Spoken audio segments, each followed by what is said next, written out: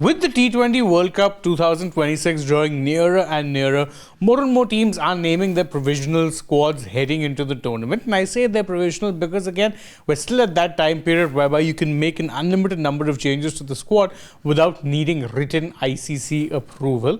As such, though, it is very interesting to see the squad that South Africa have named because, again, it is a power-packed squad. Of that, there's no doubt. But it's also a squad missing a couple of big names and also tactically seems to be just a little bit on the shorter side for one particular department. What department is that? Well, let's take a look at what the squad looks like before we discuss and dissect. And here's a look at the squad. Obviously, they're being led by Aiden Markram, their captain.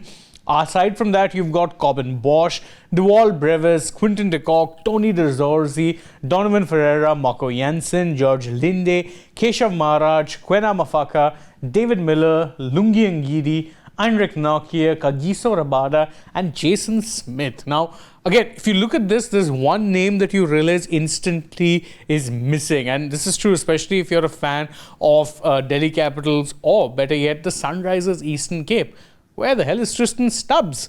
Tristan Stubbs has been dropped from the T20I squad, and it says a lot about South Africa's depth in this particular format, that it doesn't seem like the squad is lacking any power. But again, it did seem like that at one point in time, Stubbs would be that player who would be not just a sure shot name in the 15, but also within the 11. So what exactly has happened to Tristan Stubbs? Why is it that he has been dropped from the side? This one is more than a little bit shocking if you ask me, because again, he was one of those players who was batting at a very high strike rate in that lower middle order role. And so to not see him there in the squad is very, very surprising. What's also notable about this side is that there are a lot of players who are getting their maiden call-ups for a World Cup. Lots who are going to be making their World Cup debuts. There's a Corbin Bosch.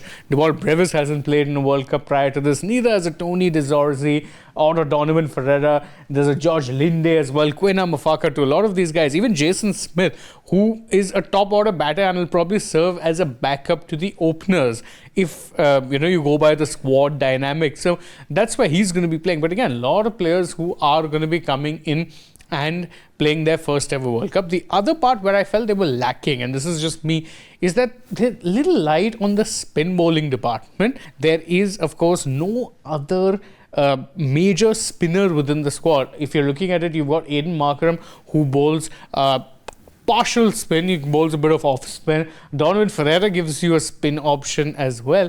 But see, there's no Tabraiz Shamsi. So there is definitely a little bit of a lack when it comes to the spin bowling options. The other good news is that Kagiso Rabada is back. So there's at least a little bit of a consolation. But even the pace bowling will be heavily reliant on Rabada, who hasn't been fit for a while, and a Nokia, who's been out of form for a while.